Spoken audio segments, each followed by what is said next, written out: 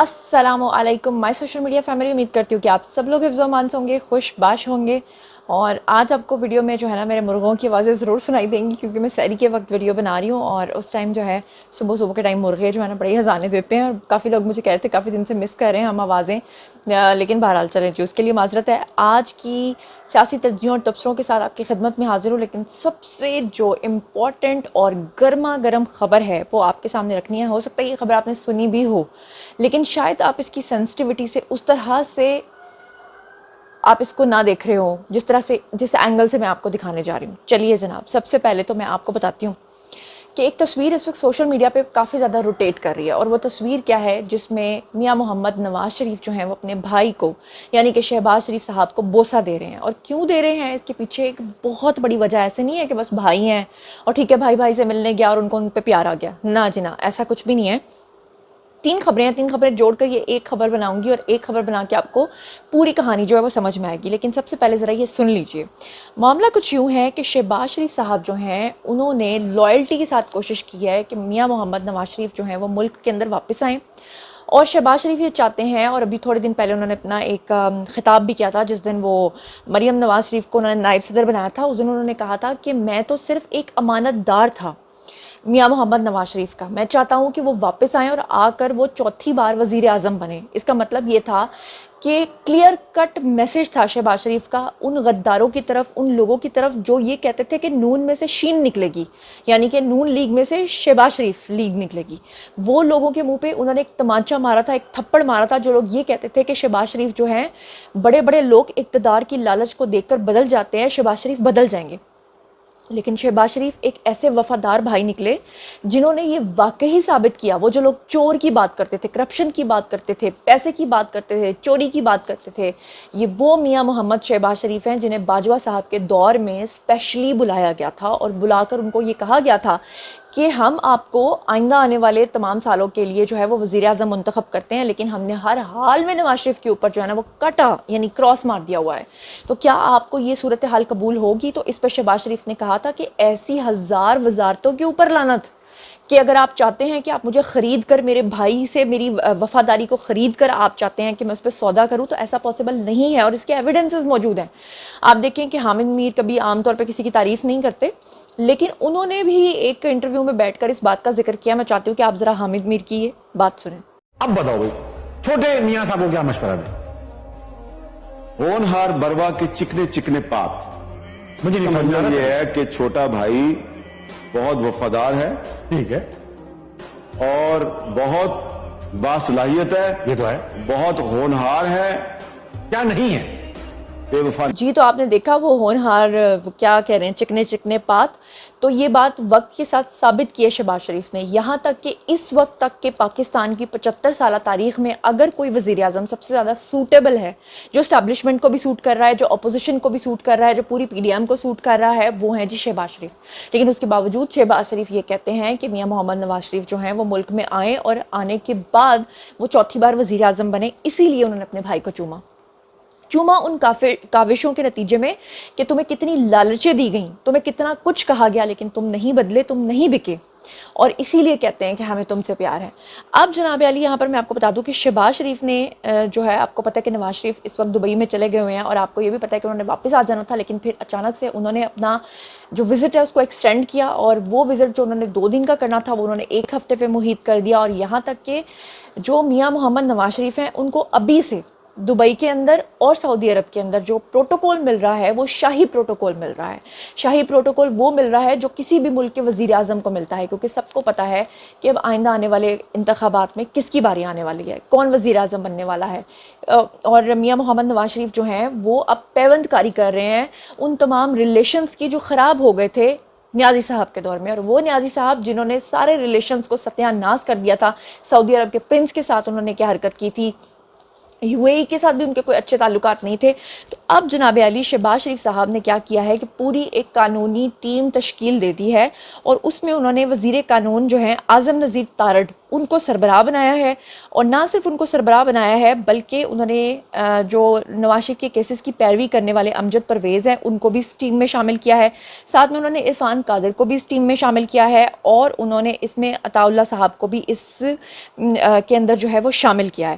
اب یہاں پر جو سب سے امپورٹنٹ، اس سے بھی زیادہ امپورٹنٹ خبر ہے وہ یہ ہے کہ پہلے کہا جا رہا تھا کہ میاں محمد نواز شریف جو ہے وہ سپٹمبر میں پاکستان آئیں گے۔ سپٹمبر میں آنے کی وجہ کیا تھی؟ وجہ یہ تھی کہ عطا بندیال صاحب جو ہیں انہوں نے سپٹمبر کو تقریباً اپروکسیمیٹلی 17 سپٹمبر کو انہوں نے جو ہے وہ گھر چلے جانا تھا۔ ان کے گھر جانے کے بعد میاں محمد نواز شریف نے آنا تھا، لیکن مسئلہ یہ ہے کہ اکتوبر میں اگر الیکشنز ہوتے ہیں تو سپٹمبر میں اگر میاں محمد نواز شریف آتے ہیں تو ان کو کیمپین کا ٹائم نہیں ملے گا۔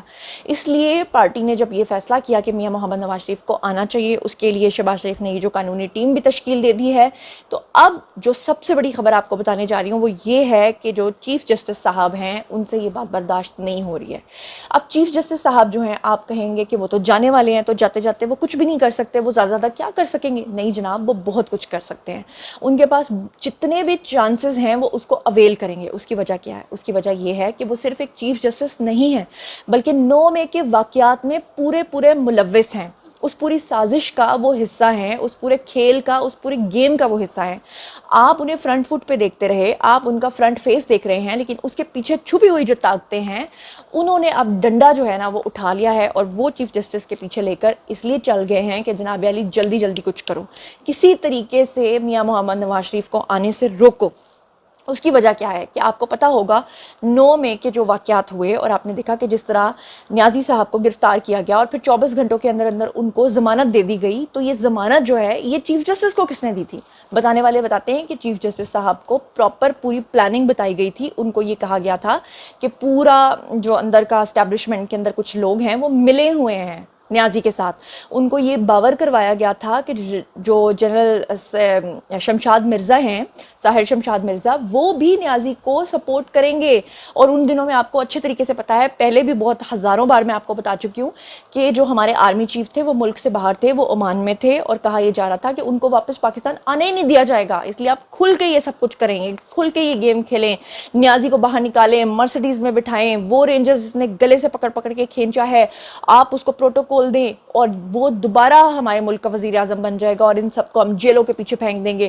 اور اس حلہ شہری کے اندر آ کے چیف جسٹس نے جو قدم اٹھائے، اس کے بعد جو پھر ان کے ساتھ ہوئی، اور پھر جو ہوئی اس کے بعد وہ بیک فٹ پہ آئے، اور جس طرح سے وہ بیک فٹ پہ آئے اور جنہوں نے میسج دینا تھا انہوں نے ان کی ساس کا آڈیو اور ان کی بیوی کا آڈیو ان کو سنا دیا، اور ان کو پتہ چل گیا کہ میں ریاست کے ساتھ اس طرح سے ٹکر نہیں لے پاؤں گا، اور جس طرح ریاست کے اندر سہولت کاروں نے مجھے یقین دہانی کروائی تھی یہ چیزیں اب پاسبل نہیں ہیں، تو اب وہ سہولت کار جو ہیں وہ دوبارہ سے چیف جسٹس کے اوپر اس چیز کا دباؤ بڑھا رہے ہیں کہ بھائی تم نے تو ریٹائر ہو جانا ہے لیکن جانے سے پہلے یہ سب کچھ کر کے جاؤ۔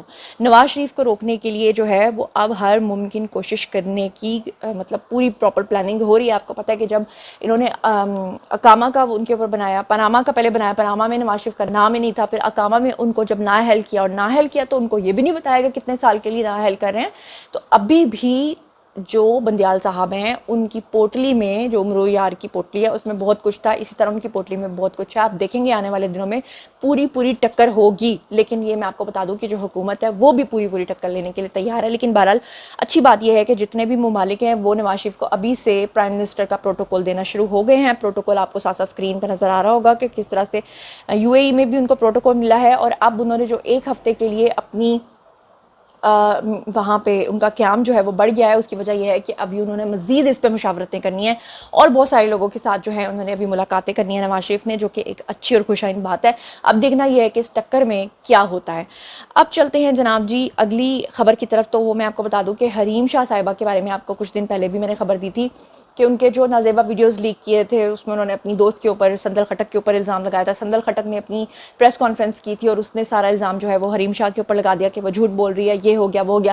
اب حریم شاہ دوبارہ سے آئی اور آ کر انہوں نے اپنی پریس کانفرنس کی، اتنا تو ٹھیک ہے، لیکن انہوں نے جو بیان دیا وہ بہت ہی غلیظ تھا۔ انہوں نے کہا کہ جی فیاض الحسن چوہان جو ہے ان کے بارے میں بڑا برا کہا کہ وہ بڑا غلیظ انسان ہے، بڑا بیہودہ انسان ہے، اور شیخ رشید کے بارے میں کہا کہ وہ بڑے اچھے انسان ہیں، اور مولانا فضل الرحمان کو کہا کہ آپ مجھ پہ کیس کر سکتے ہو تو کرو، کہیں پہ انہوں نے گندے گندے اشاروں کے نام لیے، FIA کو للکارا. تو میرا خیال ہے کہ حریم شاہ جو ہیں وہ اس طرح کر کے اپنی موت کو دعوت دے رہی ہیں، کیونکہ ہمارا یہ ملک ہے جہاں پر اس طرح کی لڑکیوں کے لیے مجھے نہیں لگتا کہ عام طور پہ گنجائش ہوتی ہے. اللہ نہ کرے کہ کبھی ان کے ساتھ یہ حادثہ پیش آئے، لیکن مجھے ایسا لگتا ہے ان کے بیانات سے، کیونکہ قندیل بلوچ والا پاکستان ہے نا یہ، یہاں پہ نہیں ان چیزوں کو ٹالریٹ کیا جاتا.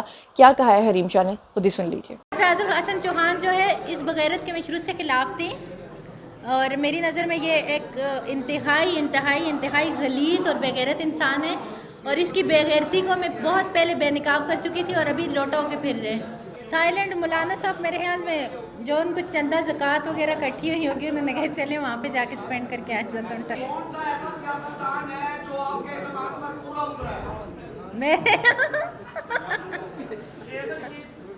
شہر رشید. ہاں وہ آنےسٹ. جی اب چلتے ہیں جی اگلے پوائنٹ کی طرف. تو اگلا پوائنٹ جو ہے وہ سب سے زیادہ ضروری ہے، کیونکہ 2023 اور 2024 کا جو بجٹ ہے اس کے بارے میں سب لوگ پریشان ہیں کہ کیا بنے گا ہمارے ملک کا، IMF پیسے دے رہا ہے نہیں دے رہا.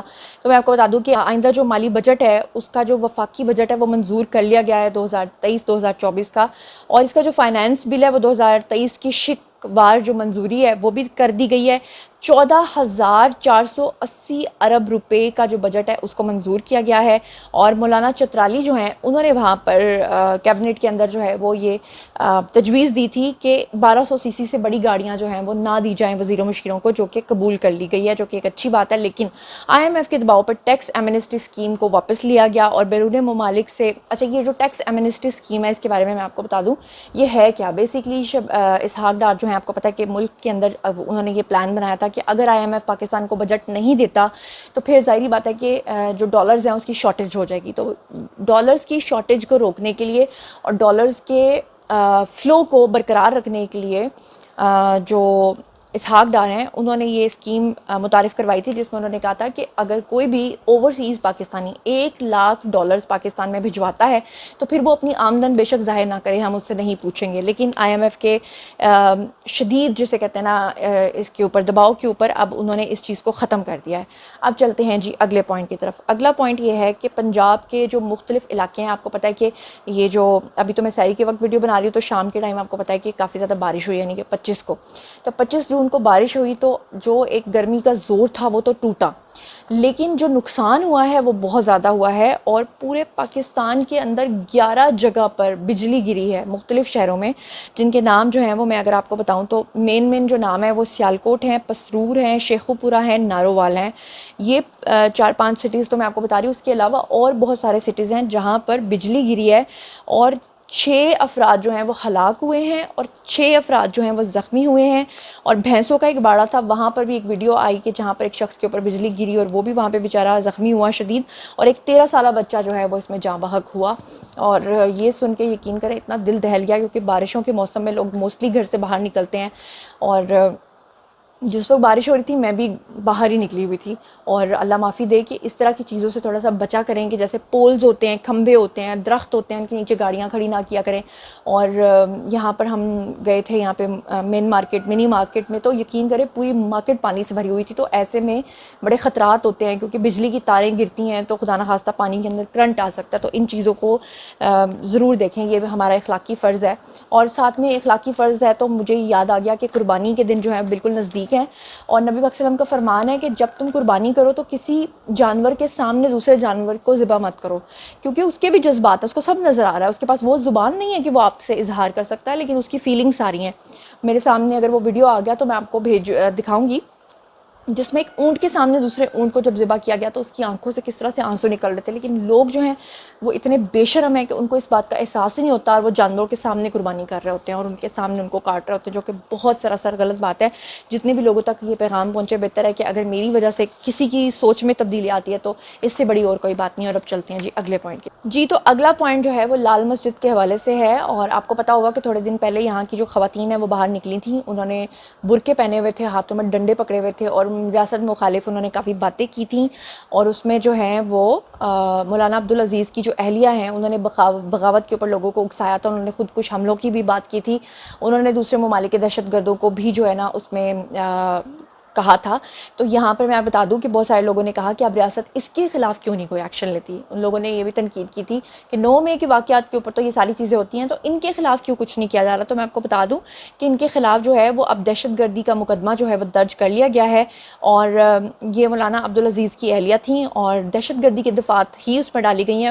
حسان ان کا نام تھا. تقریر کرتے ہوئے انہوں نے کل عدم طالبان کو اسلام آباد حملے پہ اکسایا تھا اور حساس سیکیورٹی اداروں کو انہوں نے اسلام دشمن کہا تھا.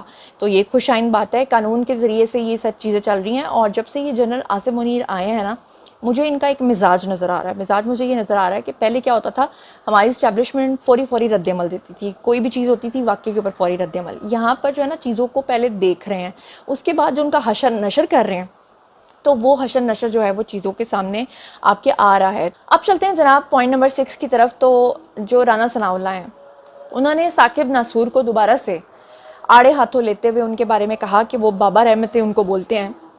انہوں نے کہا کہ بابا رحمتیں عرف ثاقب ناصور یعنی کہ نفرت اور ذلت کا نشان بن چکا ہے. اور اس سے پہلے بھی آپ کو یاد ہوگا کہ عرفان قادر کا یہ بیان آیا تھا کہ وہ جج صاحبان جو یہ سمجھتے ہیں کہ ہم یہ فیصلے الٹے سیدھے کر کے چلے جائیں گے, ہم ریٹائر ہو جائیں گے اور ہمارے خلاف کوئی ایکشن لینے والا نہیں ہوگا, تو ایسا ہرگز نہیں ہوگا. اب سب کو کٹہرے میں آنا پڑے گا. بندیال صاحب کو بھی جانے کے بعد جو ہے وہ جواب دہ ہونا پڑے گا. لیکن ثاقب ناصور کے بارے میں کیا فرما رہے ہیں رانا ثناء اللہ, خود ہی سن لیجیے. اس سے پہلے جن لوگوں نے ایسے کیا, اب وہ دیکھیں وہ بابا رحمتے جو ہے وہ اس وقت جو ہے وہ یعنی عبرت کا نشان ہے. اس وقت وہ نفرت اور ذلت کا نشان جو ہے وہ بن کے جو ہے وہ پھر رہا ہے. کوئی اس کو جو ہے وہ منہ لگانے کو تیار نہیں ہے. کسی وہ خوشی یا غمی کے فنکشن پہ جائے, کوئی اس کے ساتھ ہاتھ ملانے کو تیار نہیں ہے. اب وہ ایک سیاسی جماعت کے ٹکٹوں کی جو ہے وہ دلالی کر رہا ہے. اور اب جناب چلتے ہیں آج کی لاسٹ خبر کی طرف, جس کو سننے کے بعد آپ کا دل جو ہے وہ باغ باغ ہو جائے گا. تو میں آپ کو بتا دوں کہ رشیا یعنی کہ روس نے جب سے پاکستان کے ساتھ اپنا کیمپ چینج کیا ہے, اس سے پہلے روس کے اندر کوئی بھی اگر بلاسفیمی کرتا تھا, توہین رسالت کرتا تھا, تو وہ اس کو سزائیں نہیں دیتے تھے. اب فائنلی رشیا کے جو ہیں جناب جی ولادیمیر پیوتن, ان کا بیان سامنے آیا ہے اور اس میں انہوں نے صحافیوں سے بات کرتے ہوئے صاف طور پہ کہا ہے کہ جو بھی کوئی توہین رسالت کرے گا اس کو اب سیدھی سزا ہوگی, جو کہ ایک بہت ہی خوش آئند بات ہے. کیونکہ آپ کو پتہ ہے کہ فرانس کے اندر بھی یہ واقعات پیش آئے تھے اور ابھی بھی بہت سارے لوگ تنقید کر رہے تھے. تو اگر رشیا نے یہ قدم اٹھایا تو یہ بہت اچھی بات ہے. اس کی تفصیلات میں آپ کو ذرا بتاتی ہوں کہ اصل میں ولادیمیر پیوتن نے ایسا فیصلہ کیوں کیا ہے. فیصلہ انہوں نے اس لیے کیا ہے کہ جناب جی یہ ایک شہر ہے وہاں کا ولگو گراڈ, وہاں پر ایک رہائشی ہے جس کا نام ہے جی نکتا. اس نکتا ملون نے کیا کیا تھا کہ مسجد کے سامنے جو ہے وہ نظر آتش کیا تھا. میں نام نہیں لوں گی کیونکہ ایسے گندے غلیظ لوگوں کے لیے ایسا نام, ایک پاک ہستی اور پاک چیز کا نام لینا تو آپ سمجھ آئیں. تو اس نے بلاسفیمی کی تھی اور مسجد کے سامنے جو ہے نظر آتش کیا تھا. تو اس کے بعد جناب علی ایک اور واقعہ پیش آیا تھا. وہ واقعہ پیش آیا تھا ایک اور رشیا کے علاقے میں, ایک شخص جو کہ دائیں بازو کو سپورٹ کرنے والے لوگ ہیں, انہوں نے بھی یہی سیم حرکت کی تھی. اور فائنلی جو ولادیمیر پیوتن ہیں, انہوں نے صحافیوں ٹیلی گرام چینلز سے ملاقات کی اور ان کو انہوں نے صاف طور پہ کہا کہ آئندہ اگر کوئی ایسی حرکت کرے گا تو اس پہ 0 ٹالرنس ہوگی اور اس کو ہم سزا دیں گے, جو کہ ایک بہت ہی خوش آئند بات ہے. اب آ رہی ہے جناب جی, آئیے آپ اور بتائیے کہ لال مسجد کے واقعے کے اندر یہ جو حسان نے جو کچھ کیا اور اس کے بعد ان کے خلاف دہشت گردی کی دفعات کے تحت مقدمہ درج کر لیا گیا ہے, اس کے بارے میں آپ کیا کہتے ہیں. بتائیے کہ رشیا نے جو فیصلہ کیا ہے کہ آئندہ اگر کوئی بلاسفیمی کرے گا تو اس کو سزا ملے گی, اس کے بارے میں آپ کا کیا خیال ہے. بابا رحمتے کے بارے میں جو رانا ثناء اللہ کہہ رہے ہیں اس کے بارے میں آپ کا کیا خیال ہے. اور مجھے بتائیے گا کہ شہباز شریف صاحب نے اپنے بھائی کے ساتھ جو لائلٹی کی اعلیٰ مثال قائم کیا, اس کے بارے میں آپ کا کیا خیال ہے. اور آپ کو کیا لگتا ہے کہ چیف جسٹس عمر عطا بندیال صاحب جو ہیں وہ کس حد تک جائیں گے کہ نواز شریف جو ہے وہ ملک میں واپس نہ آئیں, اور نواز شریف جو ہے وہ کس حد تک چاہیں گے کہ وہ واپس آئیں. اور جو قانونی ٹیم تشکیل دی گئی ہے, آپ کو کیا لگتا ہے کہ ان ساری چیزوں کے اوپر آپ کا کیا خیال ہے. اور جو ان کو پروٹوکول مل رہا ہے وزیر اعظم والا, اس کے بارے میں بھی بتائیے گا. اور حریم شاہ جو اپنی موت کو دعوت دے رہی ہیں, اس کے بارے میں آپ کا کیا خیال ہے. آئندہ جو مالی بجٹ 14,480 روپے کا بجٹ منظور ہوا ہے, اس کے بارے میں آپ کا کیا خیال ہے. IMF نے جو دباؤ ڈال کے ٹیکس ایمنسٹی اسکیم ختم کروائی ہے, اس کے بارے میں آپ کا کیا خیال ہے. پنجاب کے مختلف علاقوں میں جو بجلی گری ہے اور لوگوں کی ہلاکتیں ہوئی ہیں, اس کے بارے میں آپ کا کیا خیال ہے. اور نیازی صاحب کے دل پہ جو بجلیاں گر رہی ہیں, اس کے بارے میں آپ کا کیا خیال ہے. جو کچھ بھی آپ لوگ سوچتے سمجھتے ہیں کمنٹ سیکشن میں شیئر کیجیے, پرسنلی جواب دوں گی. مزید خبریں, ولاگز, انٹرویوز اور سیاسی تدبیر جاننے کے لیے میرے ساتھ کنیکٹڈ رہنا ہرگز مت بھولیے گا. چینل کو سبسکرائب کر لیجیے گا. اپنا بہت خیال رکھیے گا. اللہ نے کے بان.